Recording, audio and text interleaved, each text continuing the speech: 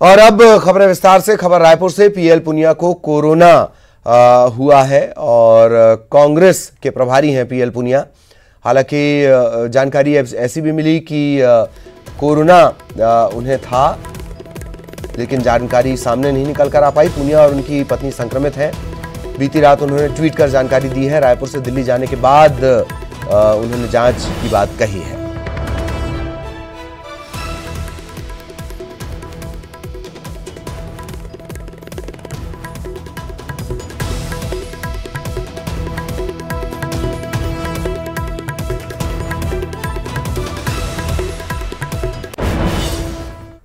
और इधर कोरोना का कहर लगातार जारी है। 24 घंटों की अगर बात कर ली जाए, 2875 नए कोरोना संक्रमण के मामले सामने आए हैं। इसमें जांजगीर सबसे ज्यादा 322 मरीज यहां पर मिले हैं। रायपुर में 224 नए कोरोना के मरीज मिले हैं। 24 घंटे की बात कर ली जाए तो 33 लोगों ने अपनी जान गंवा दी, जबकि 2244 मरीज रिकवर भी हुए हैं। फिलहाल एक्टिव मरीजों की संख्या है 27,421, जिनका अलग अलग जगहों पर इलाज चल रहा है। और संक्रमण के कुल मामले यहां हो चुके हैं अब तक 1,45,247। कोरोना के चलते अब तक 1,286 लोगों ने जान गंवाई है, जबकि 1,16,540 मरीज रिकवर भी हुए हैं।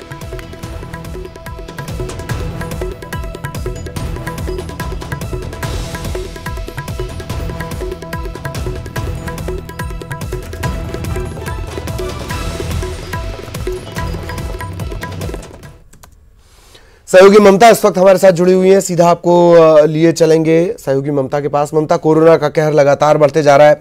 बड़े लोगों की भूमिका, जो नेता हैं, राजनेता हैं, सेलिब्रिटीज हैं, उनकी भूमिका बहुत ज्यादा महती हो जाती है। अगर किसी को है भी कोरोना तो उसको छिपाना नहीं चाहिए। ममता।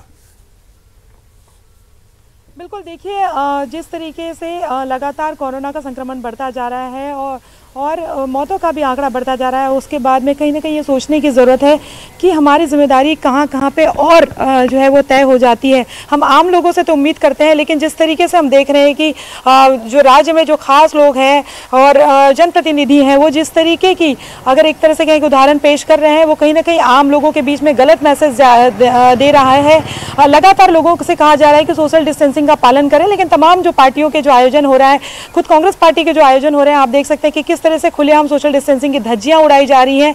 और भले ही आप कह रहे हैं कि तमाम जो प्रोटेस्ट है वो ज़रूरी है, लेकिन उसके बाद भी जिस तरह का अनुशासन होना चाहिए वो नहीं दिखाई दे रहा है। और अब जिस तरीके से अगर हम बात करें तो पॉजिटिव मरीजों की भी संख्या बढ़ रही है, तो कहीं ना कहीं वो भी एक तरह से चिंताजनक स्थिति है। और लोगों से, आप आम लोगों से क्या ही केवल उम्मीद कब करेंगे, जब खुद आप जनप्रतिनिधि होकर के इस तरीके से जो है जो नियम कायदों का पालन नहीं करते हैं। कहीं ना कहीं वो देखने एक तरह से कहें कि वो सवाल उठाता है। अभी अगर हम जी पुनिया को लेकर भी ये बात सामने आई है। पीएल पुनिया साहब को उन्होंने ट्वीट कर हालांकि जानकारी दी है, पर थोड़ी भ्रम की स्थिति बन रही है। कुछ जानकारियां ये कहती हैं कि छत्तीसगढ़ में उनका कोविड का टेस्ट हो गया था। अभी ये भी जानकारी मिल रही है कि दिल्ली में पहुंचकर उन्होंने कोविड का टेस्ट कराया है। कुछ क्लियर हुआ है ममता? देखिए, जब पीएल पुनिया यहाँ पर थे, उसके बाद में अगर हम बात करें तो दूसरे दिन जब वो यहाँ से रवाना हुए, इसके पहले इस बात को लेकर जानकारी आने लगी थी कि पीएल पुनिया कोरोना पॉजिटिव हैं। लेकिन कांग्रेस पार्टी के तमाम जो बड़े नेता हैं और उन्होंने इस बात को लेकर साफ इनकार किया। कांग्रेस संचार विभाग के प्रमुख शैलेश नितिन त्रिवेदी की बात आई थी। उनका कहना था कि अभी ऐसे कोई लक्षण दिखाई नहीं दिए और वो दिल्ली जाकर जाँच कराएंगे। दिल्ली की जाँच में अगर हम बात करें तो उसके बाद भी ये बात आई थी कि वो कोरोना पॉजिटिव है, लेकिन कल जाकर उन्होंने ट्वीट किया। लेकिन उसके पहले ही अगर हम बात करें तो छत्तीसगढ़ में सियासत गर्मा गई थी। पूर्व मंत्री बृजमोहन अग्रवाल ने इस बात को लेकर सवाल भी उठाए थे और उन्होंने पूछा था कि पीएल पुनिया को जो है, जब उन्होंने जांच कराई तो उनको सेल्फ क्वारंटाइन करना था। उन्होंने क्या पहले जांच कराई थी? उनका आरोप था कि पीएल पुनिया ने पहले जांच कराई थी, उसके बाद रिपोर्ट जो है वो पॉजिटिव आई। दूसरी बात यह है कि कांग्रेस का कहना था कि वो दिल्ली जाकर जांच कराएंगे, लेकिन अल्टीमेटली यही हुआ जिस बात को लेकर आशंका व्यक्त की जा रही थी, इस बात की की रिपोर्ट की बात की जा रही थी, आखिर में वही हुआ कि पुनिया जो है, पीएल पुनिया कोरोना पॉजिटिव आ गए। और अगर हम बात करें तो जिस तरीके के ये 2 दिन का जो उनका दौरा रहा, आपने देखा कि किस तरीके से तमाम जो है वो आम कार्यकर्ता से लेकर बड़े लोगों के बीच में वो रहे हैं और कई जगह दिखाई भी दिया है कि वो बिना जो है मास्क नीचे करते हुए बात करते हुए नजर आए। तो कहीं ना कहीं ये सारी तस्वीरें जो है वो सवाल उठाती कि जिम्मेदार लोगों को किस तरीके का बर्ताव करना चाहिए। और कोरोना को लेकर अगर हम बात करें तो सांसद सुनील सोनी ने तो ये तक मांग कर दी है अभी कि उनके ऊपर मामला दर्ज किया जाए। तो बहरहाल पीएल पुनिया के कोरोना पॉजिटिव होने के साथ सियासत भी गर्मा गई है, लेकिन क्या बीजेपी, क्या कांग्रेस, क्या तमाम जो पार्टियां हैं, जाहिर तौर पर वैसे तो आपने शैलेश नितिन त्रिवेदी का जिक्र कर दिया। शैलेश नितिन त्रिवेदी के हवाले से खबर भी छपी हुई है और बहुत अद्भुत है ये। शैलेश नितिन त्रिवेदी कहते हैं कि इसके बावजूद उन्होंने रविवार को फिर से दिल्ली के राम मनोहर लोहिया अस्पताल में टेस्ट करवाया। अब फिर से टेस्ट कराने की नौबत आती क्यों है, या छत्तीसगढ़ में क्या अच्छे टेस्ट नहीं होते हैं? ये सब भी बहुत सारे सवाल हैं। बहरहाल बहुत बहुत शुक्रिया ममता आपका इस तमाम जानकारी के लिए, लेकिन आप हमारे साथ बने रहें। एक और अहम खबर हम अपने दर्शकों को बताएंगे और फिर अपडेट भी आपसे लेंगे। कोरबा में भी लगातार कोरोना का कहर जारी है। जिले में 199 संक्रमित मिले हैं। निगम इंजीनियर कोरोना से संक्रमित है। जिला जेल कर्मी को भी कोरोना हुआ है। ढेलवाडीह में एक साथ 29 केस मिले हैं। पुरानी बस्ती में भी कोरोना का संक्रमण बढ़ रहा है।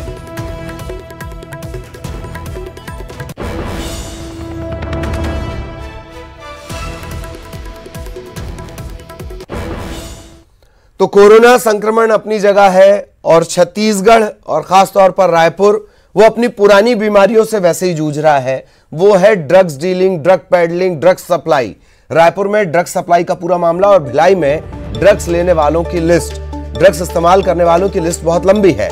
भिलाई के छात्र और व्यापारियों के नाम है, तकरीबन 100 छात्र हैं, 50 व्यापारियों के नाम है। भिलाई, रायपुर, बिलासपुर में ये लोग पार्टी किया करते थे।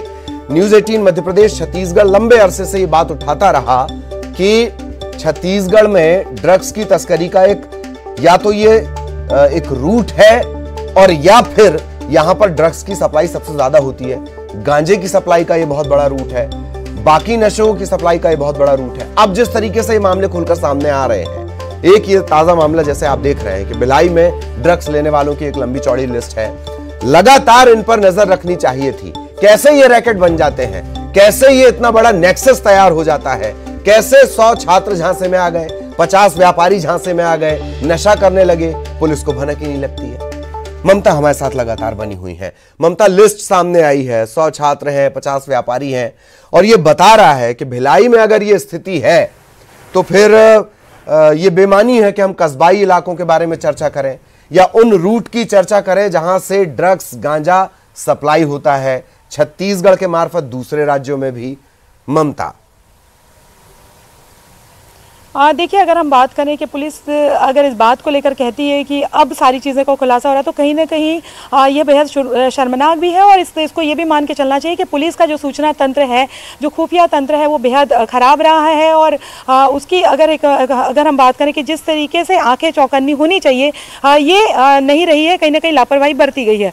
दूसरी बात ये, हालांकि ये बातें हजम एक इस तरह से नहीं होती हैं। दूसरी बात ये है कि जब सारा मामला सामने आ रहा है और अभी जिस तरीके से खुलासे हो रहे हैं कि दुर्ग, भिलाई और बिलासपुर, तो कहीं ना कहीं ये मामला यहीं तक के सिमटा हुआ नहीं लग रहा है। पूरे छत्तीसगढ़ को अब खंगालने की ज़रूरत है और बड़े खुलासे इसमें हो सकते हैं। लेकिन सवाल इस बात को लेकर भी है कि क्या बड़े प्रभावशाली लोग भी इसमें शामिल हैं और क्या इतना साहस पुलिस दिखा पाएगी कि उन पर हाथ डाल सके, इसको लेकर भी देखने की ज़रूरत है। और जिस तरह से लगातार ड्रग पैडलर सामने आ रहे हैं, उनके जो खुलासे आ रहे हैं, उसको लेकर कितनी बातें सामने आती हैं और कितनी दबा दी जाती हैं, ये भी देखने वाली बात होगी। लेकिन ये जितने खुलासे अभी हुए हैं वो एक तरह से भयावह सच्चाई को उजागर करते हैं। जो स्टूडेंट्स जिस तरीके से लगातार ड्रग की चपेट में आ रहे हैं, तो देखने वाली बात है कि क्या कॉलेजों में, यूनिवर्सिटीज़ में एक अलग जो पूरा रैकेट काम करता था और कहाँ पर पुलिस का सूचना तंत्र था कि पता ही नहीं चल पाया।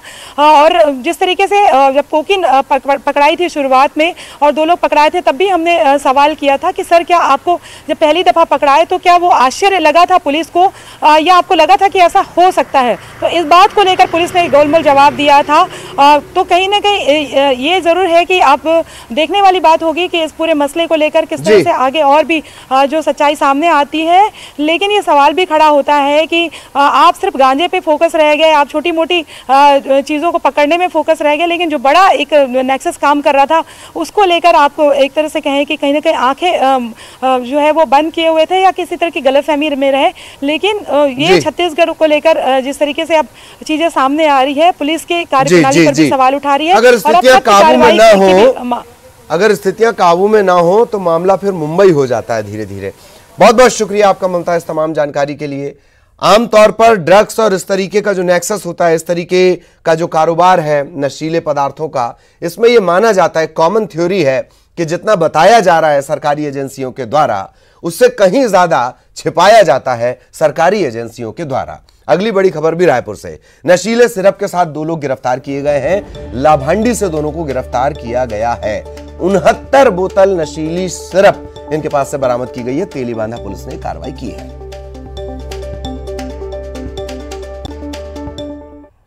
खबर रायपुर से। व्यापारी को बदमाशों ने चाकू मार दिया है। कोंडागांव के व्यापारी को चाकू मारकर बदमाश फरार हो गए। व्यापारी इसरार अहमद मेकाहारा में से भर्ती करवाया गया है। रेड सिग्नल पर इनकी कार खड़ी हुई थी और उसी दौरान चाकू मारने की वारदात को अंजाम दिया गया। कार सवार व्यापारी को 4 बदमाशों ने चाकू मारा है।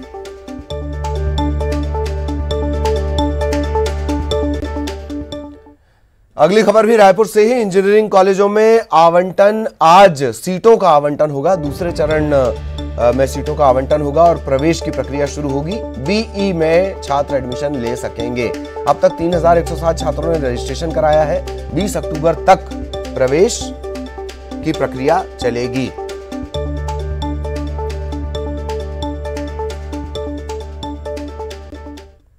और चलिए अब आपको दिखाएंगे मरवाही का दंगल।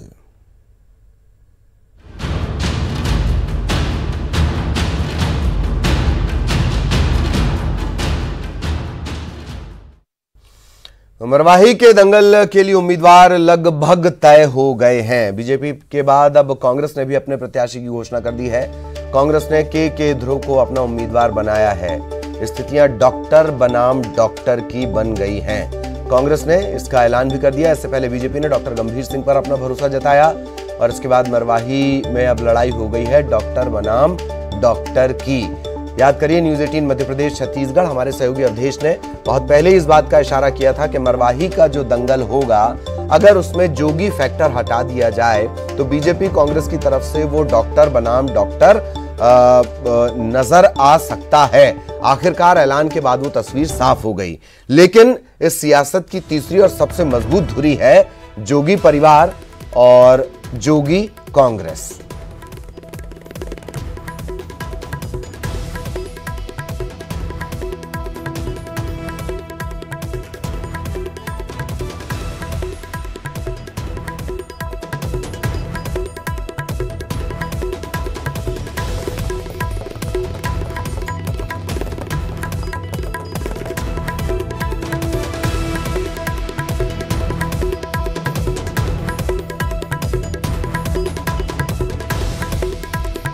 तो मरवाही के मुकाबला और मरवाही के मुकाबले में किस तरीके का समीकरण है, क्या स्थिति है, वो भी हम आपको बता रहे हैं। डॉक्टर बनाम डॉक्टर।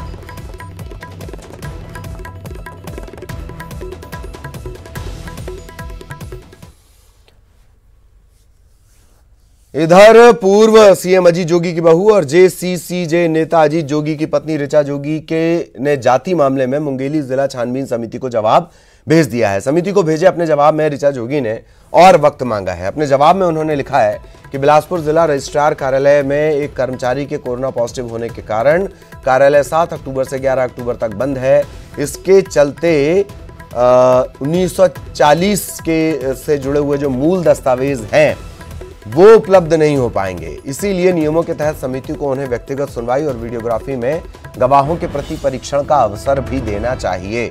समिति का पत्र मिलने के बाद तुरंत बाद मुंगेली कलेक्टर के समक्ष ऋचा ने ऑनलाइन आवेदन और दस्तावेजों की कॉपी उपलब्ध कराने का आवेदन दिया है। अमित जोगी ने इसकी जानकारी दी है। कार्यालय बंद था, शायद आज खुल जाए, तो रजिस्ट्री कार्यालय में मूल अभिलेखों का हमने आवेदन कर दिया है। साथ ही उन्होंने जो ऑनलाइन फॉर्म ऋचा जी ने अपनी जाति प्रमाण पत्र का भरा था उसका भी मूल मांगा है। तो मूल ऑनलाइन में जो आवेदक रहता है उसके पास नहीं रहता है, वो तो स्वयं कलेक्टर कार्यालय में ही जो जाति निर्धारण कार्यालय उनके पास है, तो उनको भी उसी दिन एप्लीकेशन दे दी है कि आप हमें मूल प्रति उपलब्ध कराएं। उनका जवाब बाय मेल आया है और ये हट के लिए उन्होंने दिया है कि वो रजिस्ट्रार ऑफिस बिलासपुर में कोई कोरोना पॉजिटिव निकल गया, इसलिए वे 11 तारीख तक ऑफिस बंद रहेगा। इसलिए दस्तावेज की कॉपी वगैरह निकालने में मूल कॉपी उनको समय लग सकता है। और दूसरा है, उन्होंने द्वारा ये भी बताया गया कि 2 दिन हम लोग को शासकीय अवकाश होने के कारण हम लोग मूल दस्तावेज पेश नहीं कर पाए हैं, तो उसके लिए हमें समय दिया गया। और जैसे कि हम लगातार आपको बता रहे हैं कि ऋचा जोगी की जाति से जुड़ा एक और बड़ा दस्तावेज भी सामने आया है। ऋचा जोगी के हस्ताक्षर इसमें नजर आते हैं। ये एक सेल डीड है, विक्रय विलेख इसे कहा जाता है, सेल डीड आम भाषा में। और इसमें जाति के जो कॉलम है, जाति का जहां जिक्र होता है वहां ईसाई लिखा हुआ है। इसमें यह भी लिखा हुआ है कि जन्म से गैर आदिवासी। हालांकि ये चूंकि दस्तावेज इनकी हम सत्यता की पुष्टि नहीं कर रहे हैं, ये सरकारी और जो जांच एजेंसियां, छानबीन समितियां, उनका काम है।